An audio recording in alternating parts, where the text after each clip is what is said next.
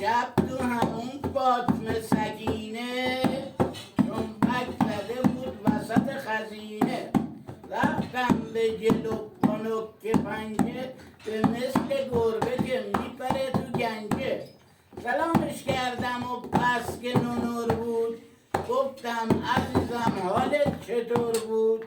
گفتا عزیزم سر منه قربون پات لخته چرا نمی پوشی تمون؟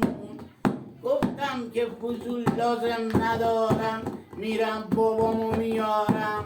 و بابا را خبر کرد با یک 5 تومنی بابا را پکر کرد.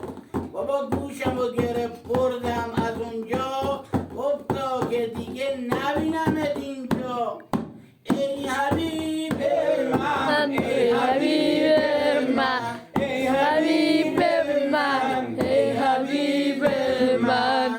ماشینک نامه ببر پیش بابام بگو همین روزا به دهات میام. صف ترافیک شهر زیاد شده یه دونه الاغ بخر اونجا برام. ای حبیب